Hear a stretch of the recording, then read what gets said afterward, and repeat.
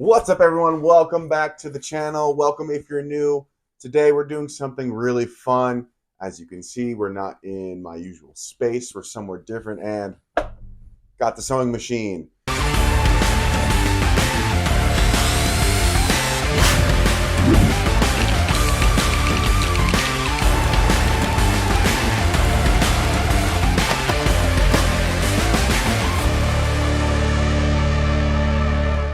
I'm not a cosplayer per se, but there is one festival that I love to get dressed up for, and that is the Renaissance Festival.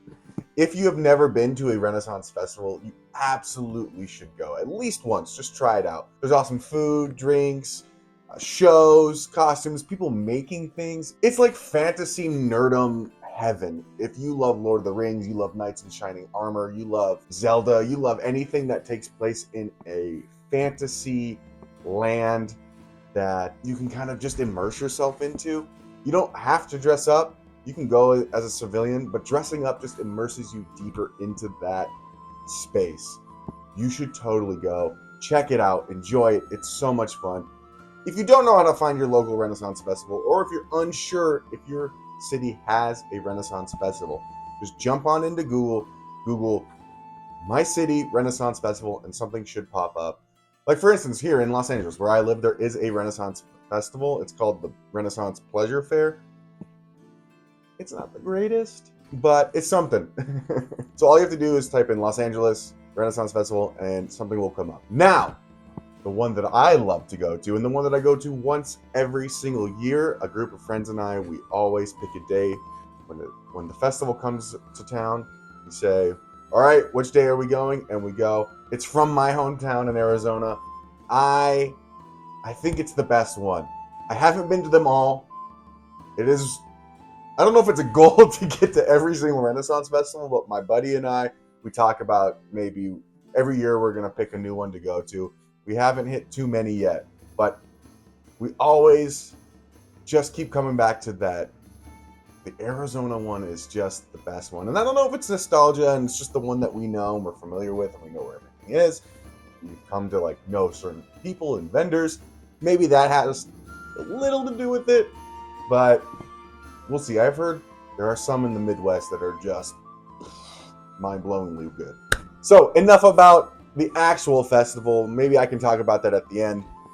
What we're doing today is making a new piece for my costume.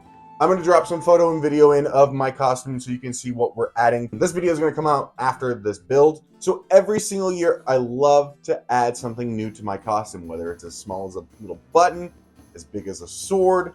My costume is very unique. It has had many evolutions over the last 5 years. It started off as random scrap pieces put together. And then once I decided the character I wanted to play, every time I went to the festival, I was then able to pick pieces and shoes and boots and things that have just became more suitable to not only me, but also the character that I was trying to portray and evolve. So in lieu of calling it a costume, I mean, it really is, but what I've done over the last few years is really just evolve this character, and I have been finding new pieces that this character would collect based on what I had created of him so far. And he's a cross between a pirate and a samurai. It's kind of this unnamed thing. The influence comes heavily from One Piece, if I'm being completely honest. And here we go. Everything boils back down to anime. But the influence heavily comes from One Piece, specifically Zoro. At first, my character was just a swashbuckling pirate who collected things on his travels. So he had like an Arabian sword. He has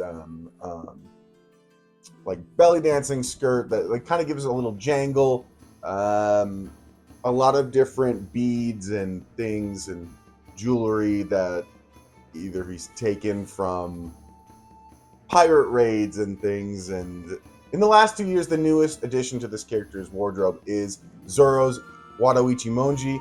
It's a full wooden replica of the sword. It passes all of the festival and contests, so It won't cause harm to anyone, and it's really cool addition to just the whole ensemble. So this year, what I thought could level up the wardrobe even more was a pirate-themed Haori. And that, my friends, is what we're building today. I'm so excited. I have not used the sewing machine to this capacity since college when I was creating costumes for short films. So I'm very excited to do a large project and really hope that it turns out well for this piece. So before we dive in, I'm going to show you what we have, and then I still have to figure it out. I'm flying blinds here still, but we will figure this out together. Believe it!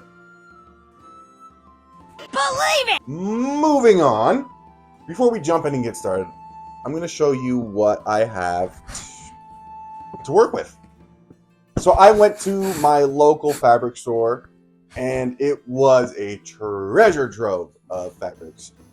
I love these types of stores where they just have unlimited fabric. Anything you could think of, anything you can choose from. I'm so excited about this one fabric. I will show it to you. But starting, we have this kind of bone, kind of cream color. This is intended to be the collar, the lining. We shall see. I kind of overnight I had a thought of what I could do if I had excess of favorite material. This black is going to be the main base of our Haori. It's going to be primarily what you see on the outside. And now the piece de résistance, the fabric that I am most excited for, and I was not expecting to find this, was this skull and crossbones fabric. When I went into the fabric store, I completely had the idea that I was going to do a white lining on the inside, mostly black on the outside. I really wanted to be a traditional Haori. I wanted it to be like Captain Kyoraku from Bleach, where it was this cherry blossom kind of design on the back, and I was gonna go nice and really white and vibrant colors. And then as soon as I saw this, I was like, heck no, it's gotta be black. I'm a pirate who just nods my hat to the samurai. I have to. Like, I just imagine my character on his travels going to Japan, falling in love with the way Haoris look, finding a seamstress or a seamster and saying, listen man, I'm a pirate. I just want to take a piece of your traditional clothing and make it my own. And as soon as I saw this, I was like, this is how I make it my own. And my plan is to make this the lining. This is going to be like the interior of the whole Haori. So it's going to be black on the outside and this skull and crossbones on the inside. And the idea that I had overnight was, instead of using this as the collar and the banding of the sleeves and things, maybe if I have enough, which I most likely will, maybe I'll use this instead, so it kind of comes to the outside. It shows a little bit more, it has a little bit more presence of the skull and crossbones. We shall see. I have enough fabric to make both white, this cream, and the skull and crossbones. This wouldn't for sure, because this is all I got it for. So we shall see. Now, how will I make it? That's an awesome question. I found two patterns online. One is from an awesome Japanese creator, and another is from a fantastic maker on Etsy.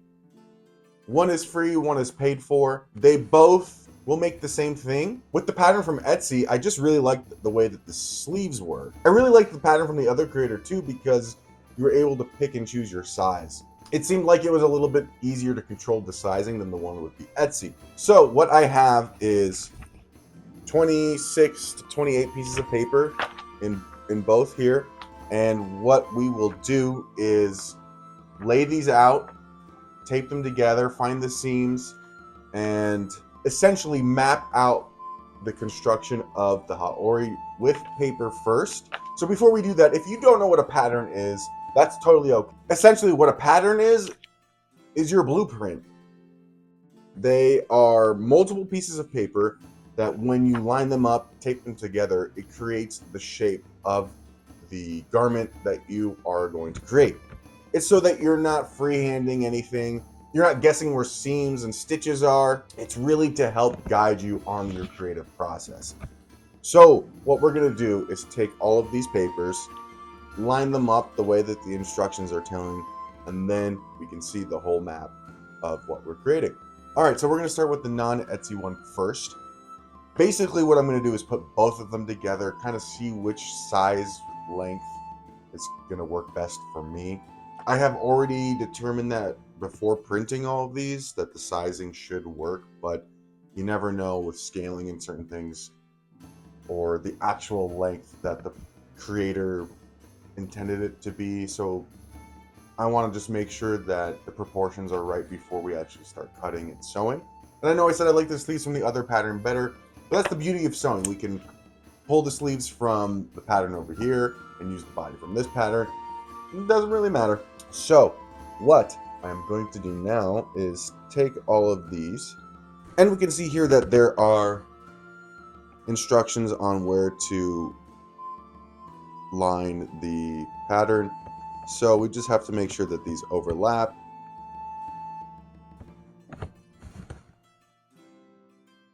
And I wish I had Scotch tape, but I don't. So hopefully this doesn't become an issue later on.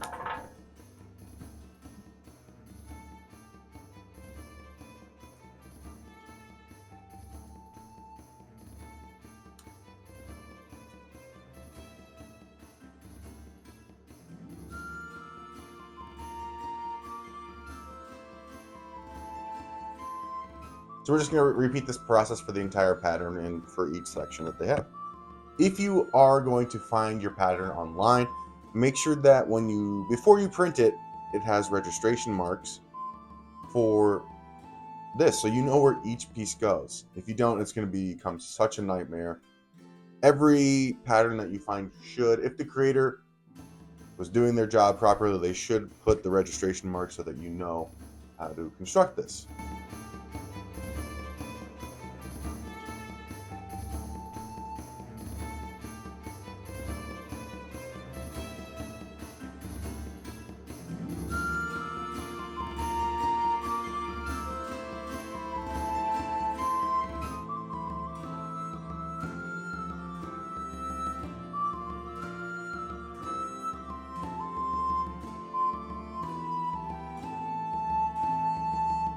All right, so what I had to do real quick is go get my little light box, and I want to make sure that all the pieces are lining up before I get way too far in the process.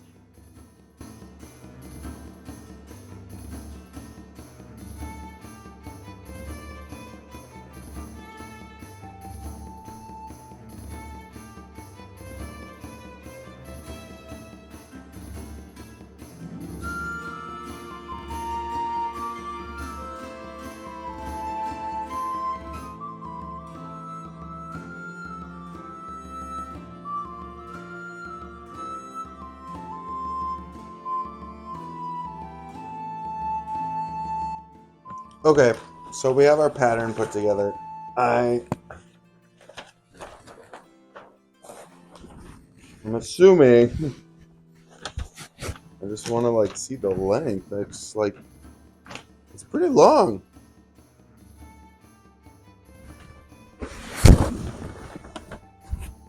Okay. Alrighty. Well, we put one together. It is not what I thought it was going to be. I thought there would be a little bit more instruction and clear directions written on here, like where's the back, where's the front. There is a little bit of that. We know what's the sleeves and how many of the sleeves to make. There's just no connectivity points. It doesn't say, stitch back to this. So I'm not sure with this one. It definitely took me a lot longer than I thought it was going to take to put this together, which is fine. I thought this was going to be a one-day build. It is definitely not going to be a one-day build, but we can get as close to it as possible. I think I'm definitely going to put together the other pattern just to see which one I like best based on the layout. Right now, I can't make that call. But length and size wise, this is probably gonna fit. It's probably gonna be a little bit too long, so I might have to hem it if I go with this one. I'm gonna need to look back on the website where I got this pattern to see if there's instructions on where to sew certain pieces and things, because I feel like I kind of understand where the back seam is supposed to go and where the side seams will go, but I don't really know where I'm going to put the collar and how to attach the sleeves and that kind of thing, because there's markings here where it's like, here's the sleeve opening, but how do I do that? Anyway, let's move on to the next. I will tell you what, before I even get started, this one has instructions. I totally forgot. I knew this packet was bigger for a reason. This pattern comes with instructions on where to cut out the patterns and where to attach certain things. I'm thinking this one might be the winner, but let's put it together and see. This one is a little slightly different in the sense that there's no A1 to A1. I have to go A2 to A1 to A2. So that's going to be the overlapping there.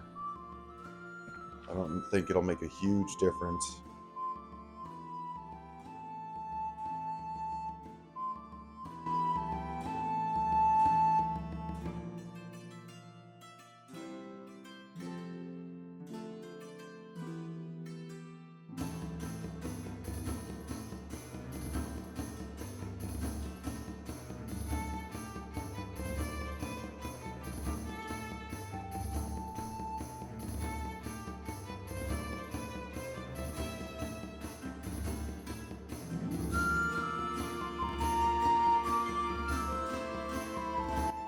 Okay.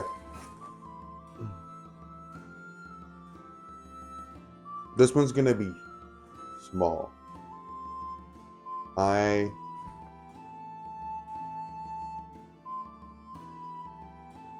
think I need to get my measuring tape.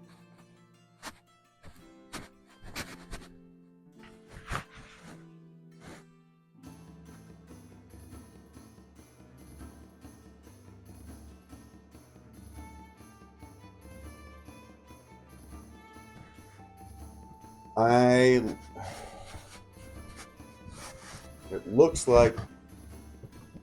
like I'm in a bit of a predicament. So the Etsy file that I paid for is way too small. I even scaled it to the printing requirements that the instructions said. And it says it's supposed to be 180 centimeters. Which, if I'm not mistaken, it should be about 6 feet, right? Well, it should be a little bit more than 6 feet, but it's not. It's not coming up to anything.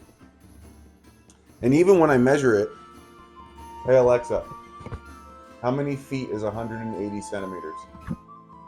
180 centimeters is about 5 feet 11 inches. So if you didn't hear Alexa, she said 180 centimeters is about 5.5 feet, which this doesn't even get us to 5.5 feet. I know I just reeled this back up. There's no shot.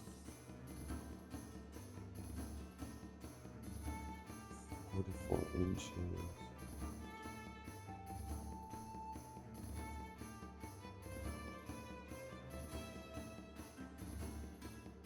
Alexa, how many feet is 45.5 inches? 45.5 inches is about 3 feet 10 inches.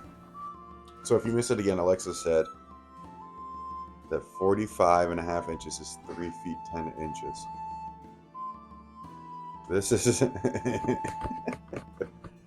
This is not the size for a 6'2", 245-pound man.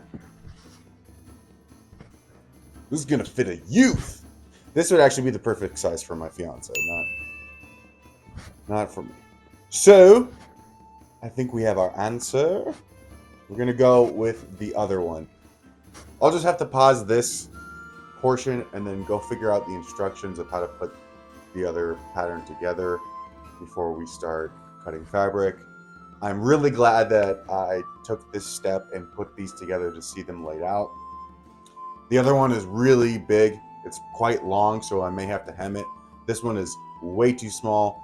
On both of these patterns, I did follow the explicit instructions to scale up the print file to about 100% and choosing the right paper so that we would have the most accurate printable pattern. Even on this pattern that I have here,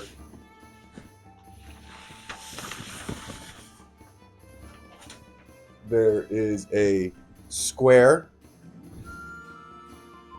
It's a test square to show you that, hey, if you printed this right, it should be 2 inches by 2 inches. So that's correct. I just don't know what happened here. Anyway, let's move on. We found the pattern that we're going to go with, and we can start assembling from there. I went back and I reinforced the back side of this pattern. Now what I will do is cut them out so that each piece is its own thing, and lay it down and really see what we're starting to work with.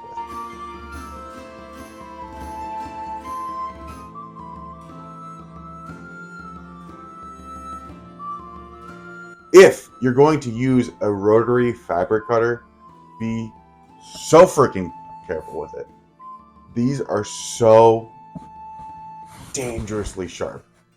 Like, so sharp, like if you just touched it, you'd start bleeding. That happened to me once. I was testing, actually it's in a video that I did on the channel. I was testing fabric and I was using this to cut, and I like stopped, and it just so razor sharp, it just started bleeding. So please be careful. Use the safety guard when you're not using it. Just don't. It's not worth it.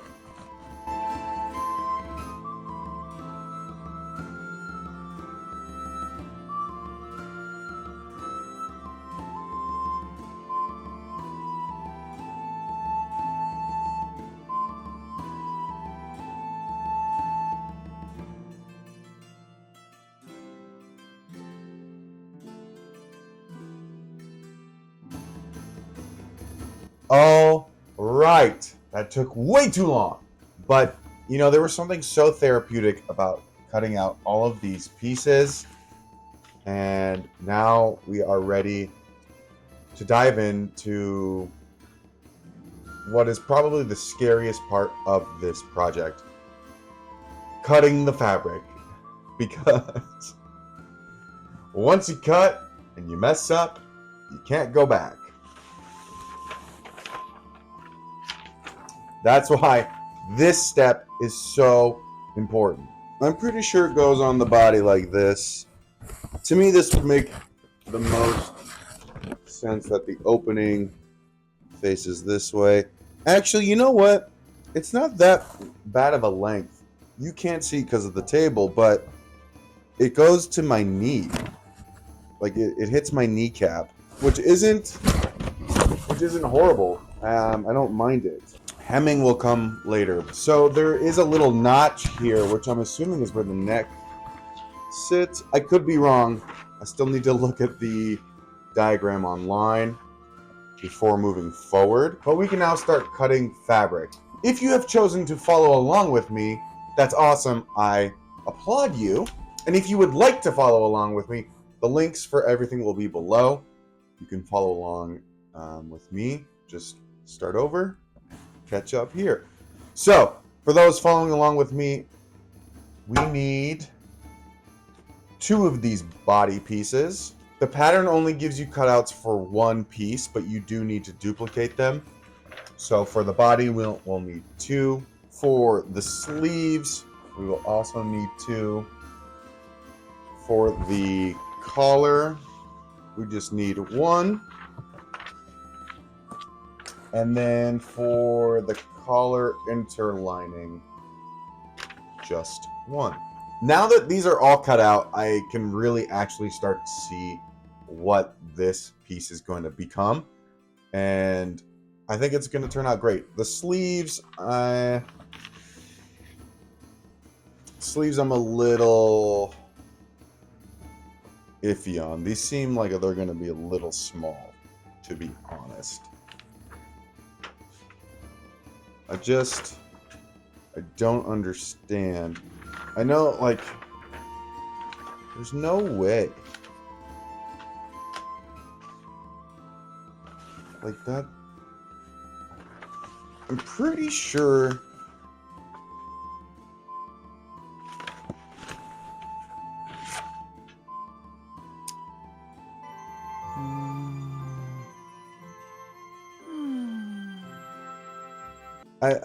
I'm so confused by the sleeve.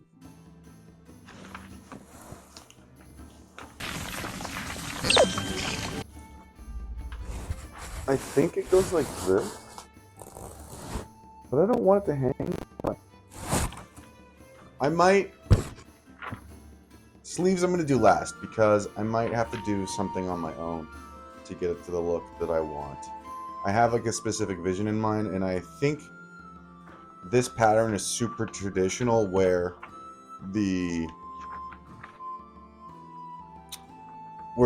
this like pretty essentially hangs, and you have all of this open fabric here, and I don't really want that. Like, this is like how it's supposed to look, where your hand goes through a small opening and there's all this fabric. I don't want that. I just want it to be like this. So I might have to wait to do this last. That way I don't waste any fabric and nothing gets messed up. Before we start cutting fabric, I still need to go figure out how these all attach. This will most likely be it for today. Like I said, I really wanted this to be a one-day build. I did not anticipating putting together both patterns would take up so much time, and then cutting these out, while it was so therapeutic just to sit there and cut all of the excess paper off, I didn't anticipate it taking me this long to get through. If I can manage to figure out how the pattern assembles itself, I will hopefully try and get this done tonight. I'm not in any rush. I still have a couple weeks. I just really wanted to be able to knock it out and get it done super quickly. Sometimes that doesn't happen, and when you rush a project, sometimes it tends to not be so awesome. So it might just be better if I pause here, figure out the necessary next steps, and then recoup tomorrow and just take it on again.